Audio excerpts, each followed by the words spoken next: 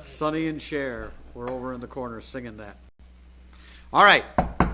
Call everything to order. Good afternoon, Council, and welcome to the January 27th meeting of Mount Pearl City Council. Two of our colleagues not with us today.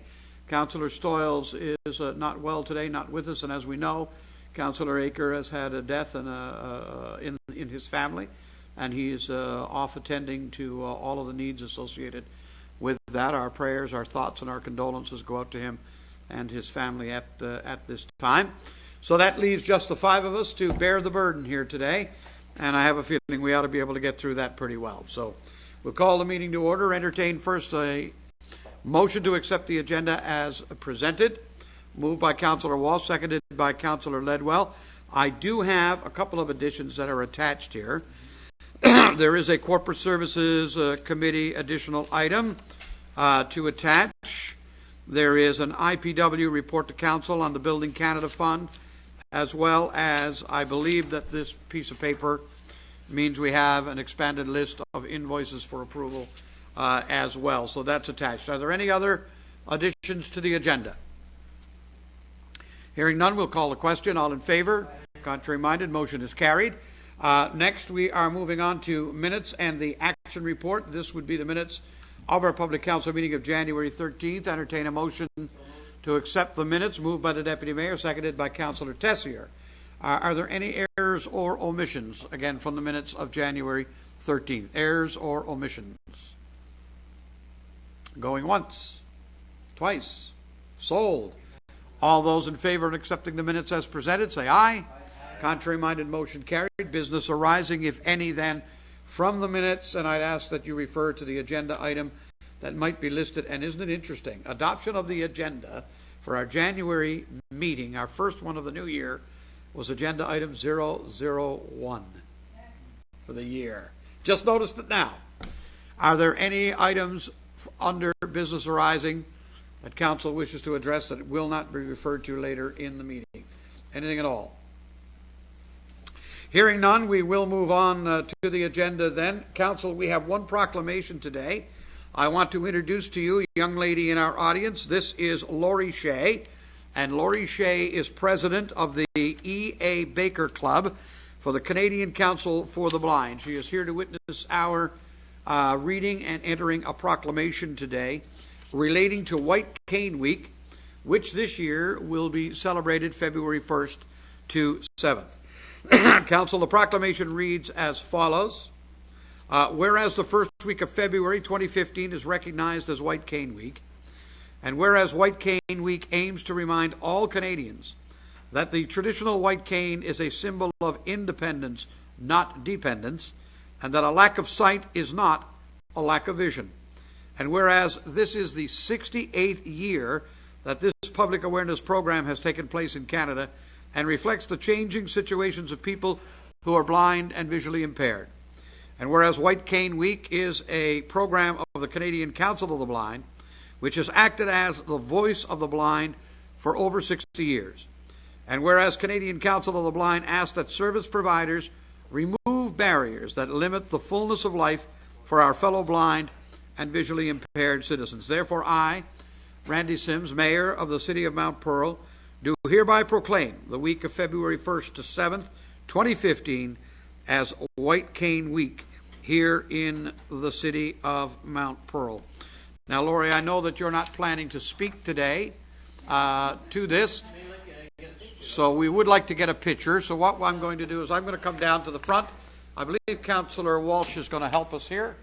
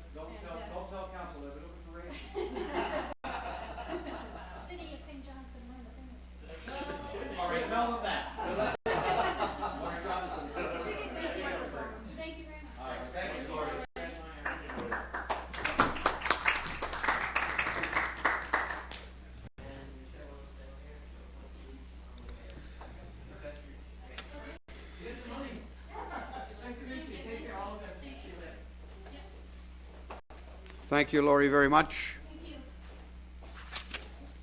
Okay, moving on with our agenda for today. We have no correspondence to table or for council this afternoon, so we're moving right on to our committee reports. First would be Community Services. Deputy Mayor Locke, the floor is yours. Just one, Your Worship, and it's timely today, the Frosty Festival, because it's certainly frosty out there today, and the wind howling around. You don't need to have the ambiance. No, that's true. That's definitely true. We did mention this at our last meeting, but just to update, February 5th to the 14th, our annual 33rd Frosty Festival is underway. Just again, an opportunity for family and friends to come out and embrace the winter season. You're not going to be able to beat it, so you might as well embrace it and get out and enjoy. There's, I think, 60 activities. I was just looking down through the agenda here. A couple of new ones. One is the wine tasting, which is should be an interesting event. I'll remember half of that. There you go. The last half, I'm sure. The first half. The second one, it's not new this year. It's the annual International Food and Craft Fair. That was fabulous. That went over very well last year. Yep. So they brought that back, and so I know that's going to be another big hit. The crafts, the food, it was great. And all. Hey, that's a struggle for Councillor Ledwell and I just want you to know that. That's a real struggle. How so? Wine tasting? The food and the wine tasting and all of that. We're hanging around with skinny people, Andrew, and it's not working out for us. You know what? Half the food, or more than half the food, much of the food at this International Food Show is actually quite good for you. So that's the stuff you feed to your food. Right. Oh, it's We'll go to that one. So again, just to highlight, Your Worship, some of the old ones are back that we've been doing forever. You know, the lip sync. Do we have a Battle of the Brains team? We yet? do. We got a Well, Battle of I'm the Brains assuming team. we do. I'm tempted to draft some ringers. The pancake breakfast. So all the oldies are back here. So again, it's going to be another great event. A lot of work, as we know, goes into this every year. 60 events. 60 events. So it's going to be great. And again, I just want to extend thank you to the outstanding and remarkable Frosty Festival Committee, volunteers, our community groups, certainly our sponsors, partners, businesses, and certainly staff for the excellent efforts that are put in to make this event possible. For more information, I think this year is the first year they started online ticket sales, a ticket purchase. So they can go to see the Frosty Festival schedule events. They can go to www.frostyfestival.ca. And again, we encourage all of our residents to get out. There's something there for everyone to, and of course, we extend it to our neighbours, you know, within the region and outside to come and enjoy the winter season with the city of Mount Pearl. I want people who you know, we always want Mount Pearl to come out. We always say invite our neighbors, but there is an event I want our neighbors to come to. There's a real event that I would love for the Glacier to have just as many people in it, not from Mount Pearl, as there are from Mount Pearl, and that's for our opening night gala. The extravaganza. There's a tremendous amount of support that we get from both levels of government, both federal and provincial, to do that. It's a highly professional show. Yep. People would pay anywhere from $60 to $120 a ticket to see this kind of entertainment, and for a can of beans. And if you forget it, we'll let you in anyway. Right. It's absolutely free. Yep. And I'd love to have everybody in the region, whoever will, come and celebrate this event with us. I think they'd really enjoy it. I agree, totally. So that's it for our committee, Your Worship. Maybe we should invite all the mayors, Maybe. and then they'll tell the citizens, the residents, and maybe they'll come. Why not? You never know. Thank you very much, Deputy Mayor. Next committee report, Corporate Services. We're going to turn to Councillor Tessier. You're going to pitch hit for Councillor Aker today. I am indeed. First item, Your Worship, is we're recommending approval for the following tax deferrals that are listed there by account number. And of course, just a reminder that these are indeed just deferrals, and that is within Council's policy for low-income earners, and I so move. It is moved, and it's going to be seconded by Councillor Ledwell today. Question or comment? All in favor? Aye. Contrary minded, motion carried. We have on the orange piece of paper an amended invoices for approval with additions 14, 15, and 16 at the bottom, and I move that these numbers be accepted as they are presented. It is moved and seconded. 16 invoices in total, totaling $1,218,970.76. Any question or comment on any of the invoices listed for approval here today? I'm just going down through them here very quickly. Wow, these municipal assessment agency fees are high, aren't they? 70,000. Standard, is it not? It's quite standard. Yeah, it's just that it's a lot of money. It is. They did not. They did not. No, No. it's just that they're high. Yeah, they are high, but it's the cost of doing business. We're into 2015, and we're into 2013 street upgrading, progress claim number 3, 273,000. Yeah. When will we see the sign? Item number 6, E.C. Boone, LED sign for Summit Center. Guys, when will we see the sign go up? Director Collins. The LED sign is operational, Is it? and staff are getting training Thursday. And when will we see the Summit sign? Other than as a virtual sign, we have it on our website and that, but on the building, we don't have that sign yet. When will that be there? Coming soon to a theater To near a you. theater near you. We'll call the question. All those in favor? Aye. Contrary-minded, motion is carried. That concludes corporate services. We are moving Oh, sorry, there's an addition. there. I was going to say, I'm telling you a Summit lie. borrowing. Fast as that. Subject to approval by the Minister of Municipal Affairs, we're recommending approval for the city to borrow $15 million, no sweat, representing the second phase of the Summit Center financing. The committee is going to review the proposals for financing and bring back a recommendation for award. We need a public minute of council right now to actually get approval from the Minister of Municipal Affairs, which is why this is here right now. And I so move. It is moved and seconded. I'm assuming if the prime rate got dropped the other day by a full 25 basis points, that would help us? Oh, there's. Oh, yes. We actually, it Yes. has helped us. It does. Yeah, Yes. it's the rates that have come back, and we already have the rates in the RFP has closed, but we just haven't gone through committee with it yet. They're looking pretty good. Yeah. So On that, we'll call the question. All those in favor, contrary-minded, and motion is carried. Infrastructure and Public Works, Councillor Walsh. Thank you very much, Your Worship. Several items here. The first is a change to the contract that we issued, I think, just a couple of meetings ago to Harborside Transportation Consultants. What we wanted to do was include the impact of traffic and whether or not there is a need for a lighted intersection at Black Marsh and Topsail Road. And the addition of that work, of course, will include traffic counts, and it'll also be putting forth recommendations for what will be required after the road is actually built and operational. So the cost for that is $17,400, and I need a motion of council for approval for that, and I so move. It is moved and seconded by the Deputy Mayor. This came up just recently as a result of another study, right? Well, it was actually a result of our meetings with the MAJs and some other things that we said, Yeah, well, but let's there go was a ahead and study do that that. said perhaps, at least temporarily, if not permanently, signalization for Black Marsh Road as a result of the traffic that's going to come off the new Guju before the Guju is completed all the way through. Well, we talked about Yeah. the impacts of Okay. that, and we had let a contract for $20,000, I think, to Harborside Transportation to do some work throughout the city. That was just phase one work. So we thought this would be an opportune time to include the impact study on Black Marsh Topsail, and I think that's probably a wise move on our part. Yeah, definitely. Any other question or comment? All those in favor? Contrary-minded, motion carried. Thank you, Your Worship. The next item is an item for work that we had undertaken on Blade and Marlin. Most of it is involving concrete work and sidewalk repairs. It's totaling $186,788.75, and I so move. Moved and seconded. This is all Commonwealth Gardens work, right? It is. The whole piece of it? It is, yeah. Man, there's a lot, isn't it? Yeah, it is, and that work has been much of that work has been undertaken, and of course is still ongoing, and I can tell you what, residents are going to be happy they will. because they've been waiting for this for some time. They Yeah. have. Yeah, that's good.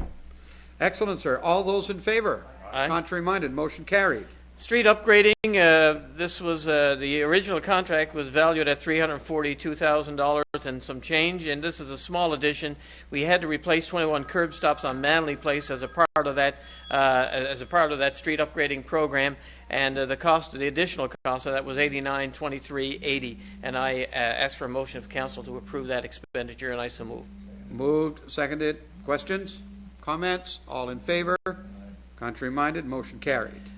Just a notice of motion in accordance with Section 39 of the City of Mount Pearl Act 1988 and Council's public notification policy, I will, at a regular meeting of Council, move an amendment to the text of the animal control regulations. Just wanted to bring that forward for Council. Thank you. Before I get into the winter maintenance, there is one item that you referenced, Your Worship, outside the kit, and that is a Building Canada Fund project that was identified by SNC Lavalin Bay New Plan relating to Princeton Crescent and Pumphrey Avenue. This is all the engineering design work that needs to be done related to that, and the total cost is $116,318. This is something quite separate from the new Building Canada Fund submission that we had put together just prior to Christmas. This is separate from that. This is the original Building Canada Fund project, and I ask for a motion of council to approve that expenditure as well. Moved and seconded. If we approve this, does this proposal get approved? Well, the total project was at 1.4. Will this give us a go-ahead on this project? This is just the engineering component on that. I'm not sure about that. The project is already approved and the cost share agreement is signed. This is the actual engineering design work to get the work now underway and designed for us to tender this winter. Okay. Gotcha. So I think this was part of the original Building Canada Fund project. Yeah. All those in favor? Contrary-minded, motion carried. Worship, at the last meeting you referenced maybe posting on our website what we do in terms of winter maintenance. We do have some information that we're going through, and we review on a bi-weekly basis our level of service in public works, particularly for our snow clearing operations, and but levels of service in all kinds of different areas actually related to public works. Just some information. Year to date, we've used 1,749 metric tons of salt. That's a fair amount of salt, actually. People think we had a mild winter, but of course we're using salt and a brine mix and other things. And of course, the kind of weather we've had is the kind of weather that actually uses more salt, more so than snow removal kind of operations. The total cost for that was $178,363. Just outline a couple of things. Our present winter maintenance policy is as follows. During storms, and this is good for the public to be aware of and council as well, our priority is to keep the main and secondary streets open with flyers and loaders for residential and cul-de-sacs. And the amount would vary depending on the snowfall, wind gusts, etc., and the amount of salting, the type of weather that you have, I guess. Like today, for example, we have a snow this afternoon. It's going to turn to ice pellets and then freezing rain and then to rain by tomorrow morning. So there are multiple different snow clearing operations that will be applied to try to clear the streets and have them ready for residents in the morning. Mm-hmm. When storm abates, we usually undertake pushback to the curb with loaders, and we continue with salting as needed. Once the streets have been pushed back and salted, we generally bring out the sidewalk blowers to clear sidewalks. Sidewalks that could be winged back have been done as part of the regular loader pushback, and you've seen the heavy equipment do that throughout the city, I'm sure, particularly in the main streets, the main areas, of Commonwealth Avenue, Ruth Avenue, those areas. Once the sidewalk blowers have been deployed, remaining staff will be assigned to cul-de-sacs and will undertake things like snow removal and those kinds of efforts, but that will be the very last. And of course, hopefully, once there's a little bit of a break in the snow clearing operations, we'll get to removal of snow and that sort of thing. By the way, I did want to mention that we have been deploying and will continue to deploy the Snow Dragon this year, which is part of our fleet and part of the operational requirements that we apply, particularly in cul-de-sacs this year. So that's been a priority of Public Works this year, to try to get that out, get it utilized, and to see how that's functioning. That's it for Public Works, Your Worship. Thanks very much. Thank you. Just a comment. Deputy Mayor. More of a comment, because I know this came up a couple of meetings back as well. Like several residents, I've gotten emails, I think council was copied on some of these as well, where they're saying that, they've seen one of our trucks go down the road and they got their plow down and they're hardly lifting any snow off the road and all this sort of stuff. Yep. But in speaking with Director Entel, and I tried to explain this to the residents, that our snow removal and our winter maintenance isn't just a matter of dropping the plow and pushing the snow back. It depends on temperature, depends on when the snow falls, it depends on when the transition is over to freezing rain and all this sort of stuff. And snow is ineffective at, I think, temperatures less than -10. 10. So sometimes it may look like what the operators are doing isn't having an effect, but it's a part of the operation and the plan to effectively keep the streets safe and clean. So I just wanted to throw that out there, that it's not just as simple as dropping the plow and pushing the snow back. There's many variables and factors that are considered before our foreman and our director. Get all those in one shift. Absolutely, Yeah. absolutely. Yeah. And I think it Well, happened there early back when the transition, the snow fell when the shift change was taking place. So we didn't get a chance to get the snow out, and then it had been compacted and it turned to ice, and so there's a lot of variables that go into this. It's not a simple operation. So I just wanted to throw that out there publicly, let people know that there's a science to this, there's an art to it, and we have experts at the helm. So just to be patient, and Director Antle would like to. Mr. Antle. One thing I'd like to add to that, and I appreciate the explanations that have been given so far, is it was interesting this weekend. We were actually plowing when it was 8 degrees and raining. And we were actually removing, at that point in time, the sidewalks were covered with a lot of a buildup of ice. And it had softened enough on Saturday, we actually were scraping those sidewalks. So there's times that we will actually put the machines that people will question, why are you doing that for, when it might melt later? It's unusual to get a melt in the middle of January. You're getting another one tomorrow. When we do, we'll get a chance to get the ice that's built up scraped off. That's why we'll do that sometimes when it's 8 degrees and raining. Sure. Okay, well, I got another question now then for the committee, since we're doing it here. There was a story, you fellows probably don't see this, but I see every newspaper there is now. There was a story carried in the Western Star today about the city of Corner Brook, and in particular their vehicle locator program that they made available to their public, who could go in on their website and have a look to see where the plows were, who was out, that sort of thing, what streets have been done. And I just thought, could we do something like that? Would that be even an asset? Now, I will say that in the story they had on Corner Brook, the thing has kind of fallen to disuse. I know that internally we rely on this vehicle locator piece, but is that something that would be readily available or even possible for us that our citizens would be able to go in on a site and say, because I don't know about the rest of you, I'm sure you all have gotten counsel. You've all gotten calls from people who have said, haven't seen a plow up here in 14 years, and when you go in and check, you find out that in actual fact, they were there at 8 last night, and they were there again at 1 a.m., and they were there this morning at 7, and now it's 4, but it's been snowing steady for, 24, 36 hours. Is there a way to do that? Would we even want to do that? I'd suggest, first off, it will be something we should discuss at committee, but our system can be modified to do that. One of the things I would like to point out, though, as well, is that, you will get a lot of those concerns about haven't seen a plow. The system is live. When you see the ones that are in Corner Brook and other municipalities, it doesn't track the historical event of the machine. You can actually go on your website, see it live. Unless you actually take pictures of the screen, it won't track it for you. Whereas our system, when we use it internally, it will track historically. And we use it for lots of different information that we might find, speed of machines or what have you. Well, maybe it's just me being a geek, but see it live would be cool, wouldn't it?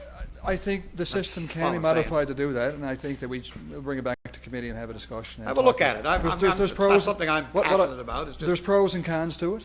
Okay, all right. Well, have a look at it and give us the pros and cons. Just for your information, Council, by the way, and I'm sure all councillors have probably done this in the past. In the midst of a storm, I've picked up the phone and called, Mr. Antle and said, look, I've had a couple of inquiries about a certain area, and he'll actually go into the system and say, look, there's a plow on such and such a street now, should be there in 10 minutes or 20 minutes or 40 minutes or whatever the case may be. So we have access to that information. And as the director has said, much more capable information in terms of tracking and also predicting where we're going to go, whereas what you would get, and of course it would be beneficial, it'd be interesting, and the problem with that, there are some downsides. It's how the information is used and applied. Yeah, I don't know and then whether there are all it's a kinds good of thing things or a bad thing. with union members not wanting to have all that information out there live, etc. But they're all issues that could be dealt with. But if we felt that there was an overall benefit of having a live stream, that's something that we could discuss at committee. The other issues can be addressed adequately for sure. But it's just a little. I guess it's a gimmick. You're it is at work. It is, and There's it's all these technology. plows out, and It's you can see it, technology you know at what I work mean? as well. Yeah. It's kind of like what we're going to do at the summit, right? We are actually putting in an interactive piece to show how the building gets heated, how the thermal wells work. All it's an education thing. I'm looking at it along that line. That's all. But Can I- I see there could be issues. Yeah. Okay. Speak to that. Councillor Tessier. Another advantage that we have, and we've utilized it in the past, I believe, is at least for the director or for city staff to have access to the whereabouts of all snowplow equipments, snow carrying equipments, if we are in the middle of a storm and there's an emergency, and we can dispatch the closest. If there's any issue with an emergency vehicle getting to where it needs to go, we can look Correct. at our AVL and certainly send the nearest snowplow operator to that area to make sure that the emergency vehicle can get there quickly and safely. Okay, thank you very much. I think that concludes that committee report. We're moving on. I'm going to be interested to see the report, though, just on it. Planning and Development Committee report, Councillor Ledwell. Thank you, Your Worship. The first item on our agenda this evening is an application from Acreage Investments. It's to do with 59 Park Avenue. Actually, the development that's proposed fronts onto Worrell Crescent more so. It is for a 23-unit condo row housing development at the site. Council will recall perhaps that we did approve an amendment to a portion of the property previously to accommodate the proposal, and now they're back applying for a development permit. The subject property is currently zoned RMD, residential medium density. The proposed acquisitions of provincially owned land to the east of the property and city-owned land to the west of the property are intended as per the attached site plan. And another part of this proposal is that there is a requirement by the developer to relocate an existing regional trunk sewer line. The proposed development is a condominium arrangement consisting of a total of 23 dwellings. It's arranged, as I say, in an L story. It's two stories. They do have basements. Each of these units have a basement. And there is one set of water and sewer laterals that are going to be extended into the site, and each individual of the 23 units will be serviced separately. Now, the relocation of the existing Waterford Valley Mount Pearl external trunk sewer is proposed, as I said. This rerouted sewer will still pass through the property. The existing easement width is going to be maintained, but the buildings that front onto Worrell are going to be set back an additional 3 meters from the easement so as to facilitate that part of the process. We did put forth a notice of this particular proposal back in August, a public notice as per Council's public notification policy. We did receive one representation. However, the respondent did indicate that they weren't going to be attending the briefing session. There were a number of concerns that the resident or the respondent did put forth. Those were to do with potential effects to the trailway that ran through the area, traffic certainly with the area there around Park Place, parking being another issue with the seniors event that is held every Wednesday, as well as additional events that may go on at Park Place, and the suitability of the existing land. Those, of course, have all been noted and discussed by committee prior to bringing this report forth this afternoon. Just want to make Council aware as well that this, of course, is a development that is not within any agricultural zoning, but it is indeed very close to actively farmed land. So the committee does certainly recommend that, I guess the potential residences of the site be made fully aware that there is close proximity to this agricultural land, and that any odors and manure, from manure spreading and what have you may certainly be present at various times of the year. Having discussed all of that, certainly the committee is prepared to recommend approval of the discretionary use application to develop a 23-unit row housing development at 59 Park Avenue and the issuance of a development permit subject to the conditions outlined in the kit, and I so move. It is moved, seconded by Councillor Tessier today as alternate on the committee. Any question or comments? Councillor Walsh would be due. I'm sorry, am I looking at the wrong one? Planning? Yep. Oh, you're here. Sorry, Councillor Walsh. Two of them gone. Moved and seconded by Councillor Walsh. I apologize for that. Question or comment? Deputy Mayor. Just a couple of questions, Your Worship. Reading through this, the issues that were raised in the public briefing session, one that really stuck out with me was the parking issue down there. and the proximity to the Park Place, and with an additional potentially 23 or 30 cars down there. I'd be interested to hear what how they were planning to accommodate that, or if they deemed it, or the committee deemed it, that it wouldn't be a significant issue. And the other thing that struck out here is the fact that it was raised that this area has had some buried car wrecks, and there's seepage into the from the ground now, if you look at the river in the back and stuff like that. I'm just curious about, was there an environmental audit required of this particular piece of land to investigate that? I know it's not directly adjacent to any particular waterway, but I'm just curious if that came up in discussions in terms of what might be under the ground, and if that has to be dealt with. So those are two questions, Your Worship, that I would just. Am I going to you, Councillor Edwell, or to Mr. Planner? No, I can. That's correct. Yes, as it's stated in the report, Deputy Mayor, it does talk about that the proponent should maintain a minimum of 15 meters of an undisturbed buffer along the high water mark of any bodies of water that are in the area. Certainly, this is they have to apply for a permit for this under the Water Resources Act, and that goes for anybody that's building in an area of near water like that. In addition, any effluent or runoff leaving the site has to conform to the requirements of the environmental control, water and sewage regulations. So these are heavily monitored and governed pieces of business here. So certainly that is all taken into consideration, and the Department of Environment and Conservation certainly have regulations in place that govern that process.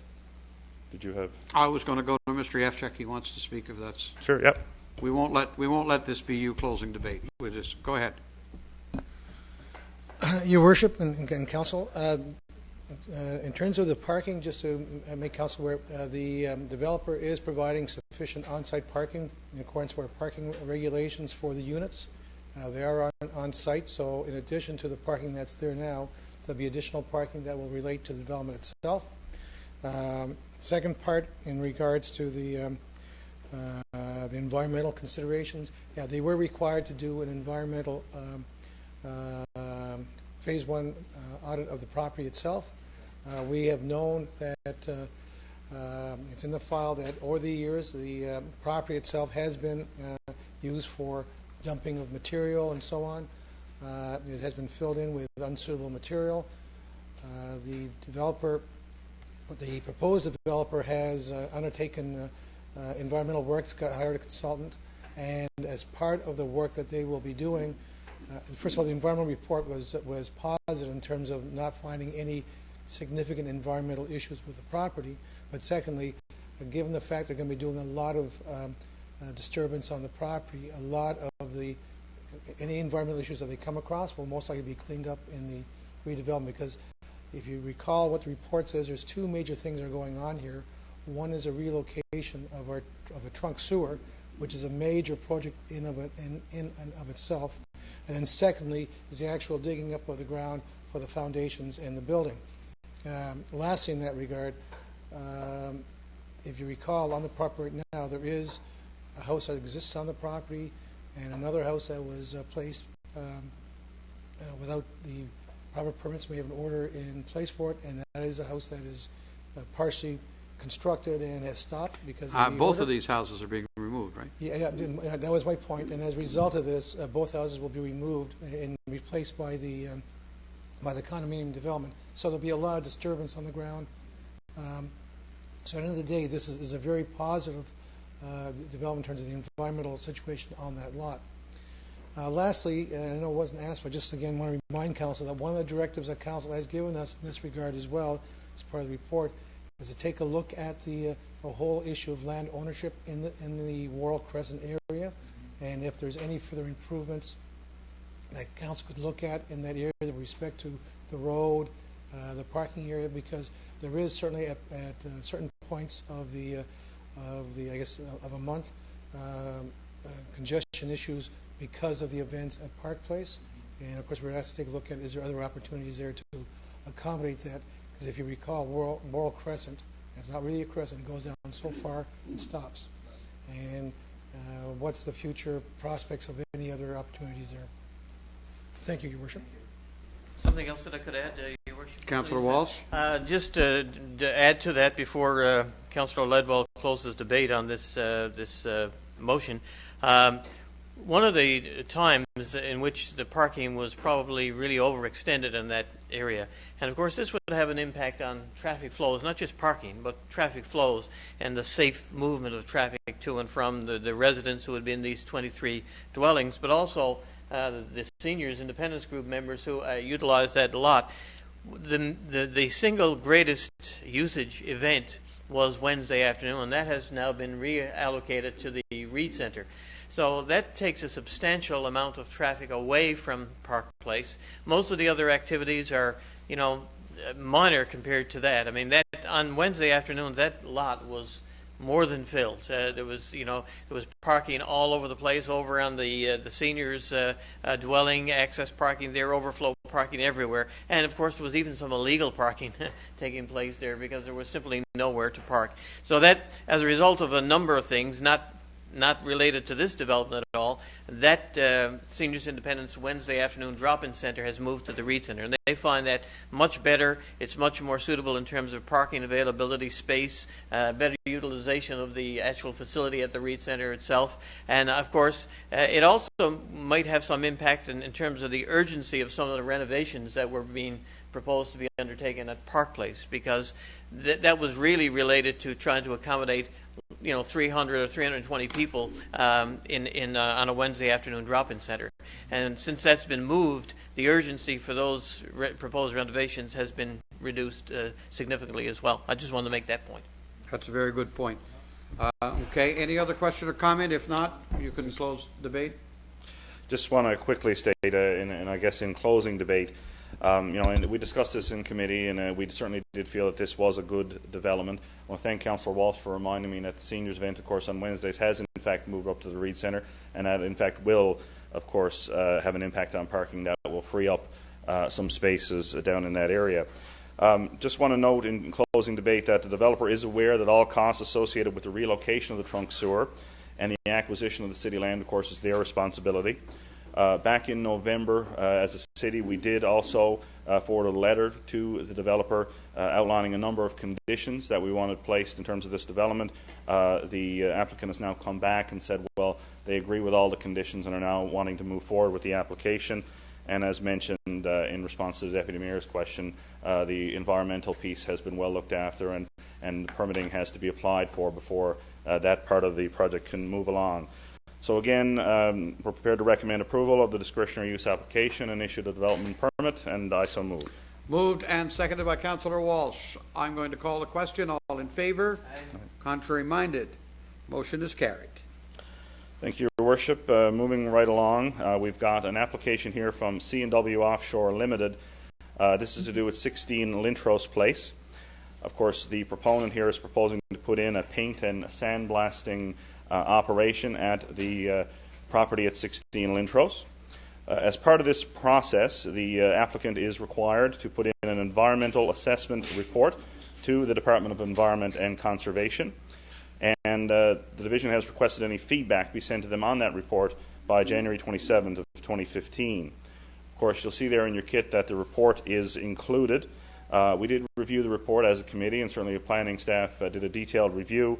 And we did determine that there's certainly some information that we'd like to see included there.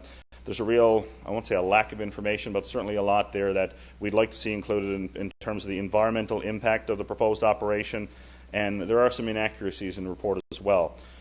So you'll see there noted there are a number of points that we want to send, or that we have sent, I should say, to Environment and Conservation. You'll note that no approval or permit has been issued by the city for the paint and sandblasting facility. The proposed operation will also require a permit from Service NL, and certainly there is the proximity to the Trans-Canada Highway to this site, and that provides a factor that needs to be considered as well. So the recommendation from the committee is that with regard to the environmental undertaking for 16 Lintros Place, that we forward a letter to the attention of the Department of Environment and Conservation outlining all of these points and asking them to be considered as part of this report. And I so move. Moved, seconded by Councillor Walsh. Questions, comments? All those in favor? Contrary-minded? Motion carried. Our next item, Your Worship, is to do with an amendment to the development regulations that's proposed. We're calling it the Animal Grooming Amendment. You'll recall earlier in the fall we had an application in a residential area for an animal grooming operation. In reviewing that application, we did notice that there wasn't very much detail in the regulations with regards to animal grooming. So we're proposing here to add a definition for animal grooming to the regulations, to put in place off-street parking and loading regulations. We're proposing 1 parking space for every 20 square meters of gross floor area, and we're proposing to add animal grooming to the list of permitted uses in all of those commercial and city centre designations that are listed there in the kit. It is the recommendation that from the committee that the development regulations amendment that's proposed be adopted, and I so move. Moved, seconded. All those in favor? Contrary-minded? Motion carried.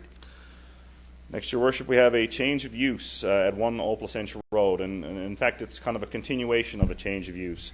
Back in August, we issued a temporary permit to OceanX to occupy 1 Old Placentia Road as a storage yard for trailers and what have you. At the time, we put in place a temporary permit until December 31st, or for a period of 6 months. Now they've come back and they're requesting that a further 6-month lease be entered into, or another 6-month temporary permit be issued. At the time, we had put in a number of conditions on the temporary permit. Those include, of course, that we not receive any complaints, that the yard not become a nuisance to any of the neighbours, that dust control and dust control measures be put in place, and some sort of visual screening be put in place in terms of the fencing there. And basically, they've complied with all of the conditions that we did put in place at the time. Now they're coming back and they're saying, well, we're still on for putting in a permanent facility and on another location, but we do need another 6 months of this temporary situation on 1 Old Placentia Road, and they're requesting a further 6-month permit that will take us into August of 2015. We did discuss it at committee, and given that we haven't had any complaints to this point, we are prepared to enter into that lease, or recommend that we issue the permit for another 6 months. However, we did note in committee that we don't want to see this become a continuous thing where we're going 6 months after 6 months after 6 months. But for right now, given that we're this is only the second time around, we're prepared to recommend issuing the permit, but also communicating to the developer or to the company that we don't want to see this becoming a routine thing. So it is the recommendation that we proceed, and I so move. It is moved. Are you seconding? Moved and seconded? I am seconding, Yeah. yes. Councillor Walsh. But I just wanted to mention that it wasn't so much just that we didn't want this to become a permanent thing, but if it did become a permanent thing, we'd require a different set of stipulations altogether. For example, instead of applying water and calcium, that we'd expect that lot would come under a separate permit for longer term use, that the driveway portion for the heavy trucks would be paved completely, and all those kinds of engineering specifications would be undertaken. It would be our preference perhaps that it not be a full-time or permanent kind of usage. But right now, I got to say, in OceanX's defense, we haven't had a single complaint. And last year, particularly in July, was a very, very dry month. And We actually did have complaints in July. We prior to, or no, I was, well, yeah, you're right. It was in July, and after that they applied the more rigorous standards in terms of they had somebody hired to do the wetting and apply the calcium. That's what it was, I think. Yeah. So I just want to make that point. If they did come back, that we would want to have a different set of circumstances and a different set of stipulations in place to address that, and one of them would be the paving of that road network altogether. Absolutely. Question or comment? Hearing none, all in favor? Contrary-minded? Motion is carried. Almost finished, Your Worship. Next item, we have our development permit list. You'll see there for the period of January 12th to the 23rd. There are 5 permits issued there, and I'd like to move those. Moved, seconded, all in favor? Contrary-minded? Motion carried. We do have one revised motion, I suppose, we had to make here this evening, Your Worship. It's to do with the period December 15th to the 31st for the building construction residential permits. You'll see there that the permit there listed at number 2 on the list for residential for Truxton Place was inadvertently omitted from the listing that we approved back for that period the last time. So I'd like to move the new totals, which are $332,000, and I so move. Moved, seconded, all in favor? Contrary minded, motion carried. And lastly, moving up to our current period, January 12th to the 23rd of 2015, for building construction on the residential side, the total for the period is $266,000, and I so move. Moved, seconded, all in favor? Contrary minded, motion carried. And finally, for the building construction on the commercial side for the same period, the total is $758,300, and I so move. Moved and seconded, all in favor? Contrary minded, motion is carried. Transportation Public Safety Committee report. Councillor Tessier. Just one item. On Sunday coming, I tell you, if you look outside right now at this very minute and think about what's going to happen on Sunday, you gotta question people. The hypothermic half marathon is taking place on Sunday. It's winter. Now we're going to run a half marathon in the winter. We want to let people know that it's going to go through some streets in Mount Pearl. It's going to start at Park Avenue, and it's going to come up Topsail Road, go through Corsand, Clyde, Sagona, Dundee, essentially in through Donovan's. Then it's going to go over to Kennard, Ruth, Emerald Drive, Sapphire Crescent, Westminster, Trafalgar, Wembley. They're already taking this whole half marathon thing seriously. Abbey, where else are we to? Abbey Lane, Royal Sovereign Close, Victory Lane, Commonwealth Avenue, Park Avenue, Rosedale Place, Duns Road, and they are going to finish off at Hotel Mount Pearl. I don't know what if they just don't stay there and have breakfast or forget the works of it, but they're not going to. I could hardly drive all of that, let alone run it. They're going to do it and run it in the winter on February the 1st, no less. Our MEOs and the RNC, of course, are aware, and they will assist with this run. So this is just for the information of the public. Okay, thank you very much. That concludes committee reports under new business. Councillor Walsh. I'm sorry, Deputy Mayor first. A couple of items, Your Worship. First, I just want to publicly acknowledge and express condolences for our friends out in St. Albert in Alberta. We know of the tragedy with the two RCMP officers out there. So, and I did suggest, and I know Council is of agreement, that we certainly send a little note off to them to let them know that we are thinking about them here on the East Coast. As well, I'd also like to publicly express condolences to Councillor Aker. His mother-in-law passed away, I think, Friday past, Miss Sinnott, so that's why he's not here today. I think the visitation and the funeral services actually took place today, so it's a hard time for Councillor Aker and his family, so I just wanted to express that publicly. And that's it for me. Thank you, Your Worship. Thank you very much. Thank you very much. Councillor Walsh. I just wanted to mention one thing, Your Worship. For some time we've been wanting to get some visibility to our lost and found for animals, particularly our cats and dogs that are impounded at our facility. And today we had a very first posting of a picture of an animal. So if people out there are, particularly this time of the year, which is treacherous in terms of weather, very, very cold, if you're missing your dog, or if your dog happens to get away, or a cat, if we do pick it up, we will post a picture, put it on our website. So check that now. There's a new link on our website associated with our IPW department under animal control, and you can actually check the picture. You'll see one such animal today posted for the very first time. So I just want to extend gratitude to Mr. Rantle, to the people there who are posting that and to get that done. How fast that will work. Yeah, it's a great tool, and again, this is the first to go to that people will think of for sure if they're trying to retrieve an animal, and hopefully there'll be more success. We got a big button on our screen, something to make it easy for people to get to it. That we haven't got a. I'm not sure about that, but I know it's there.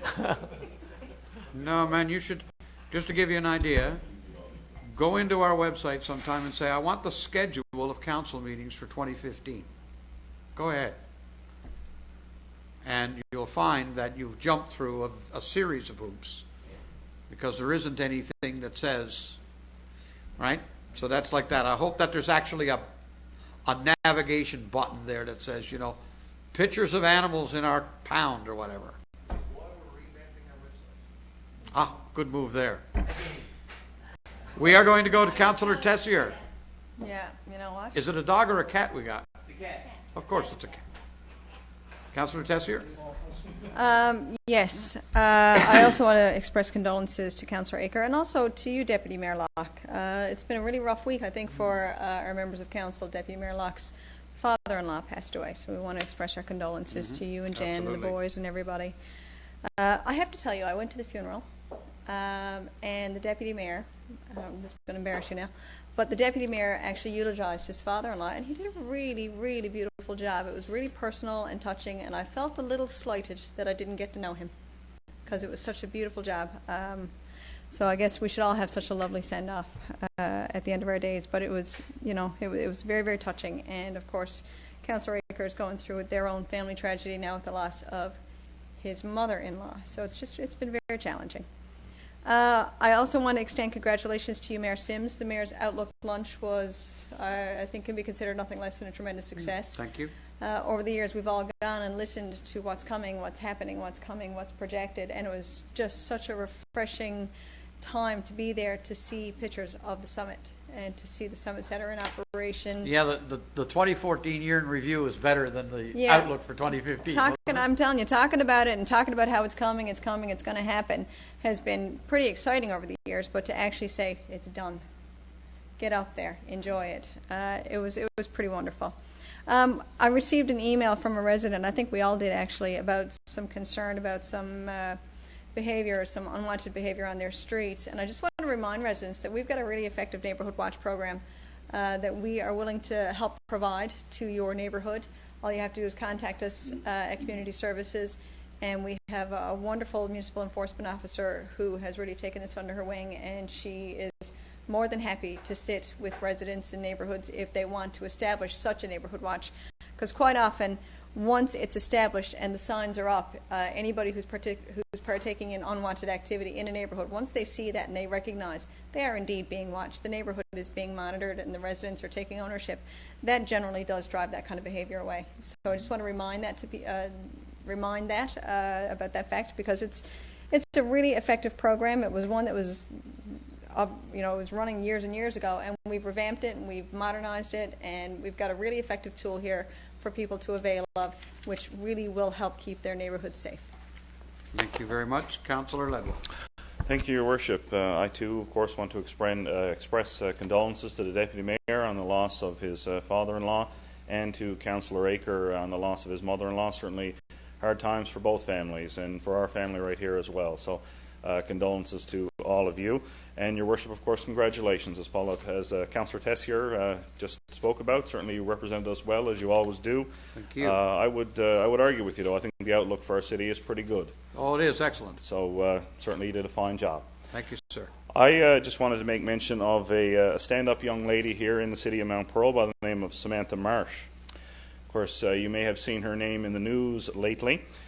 She's going to be representing Newfoundland and Labrador and, of course, Mount Pearl at the Canada Games coming up from February 13th to March 1st.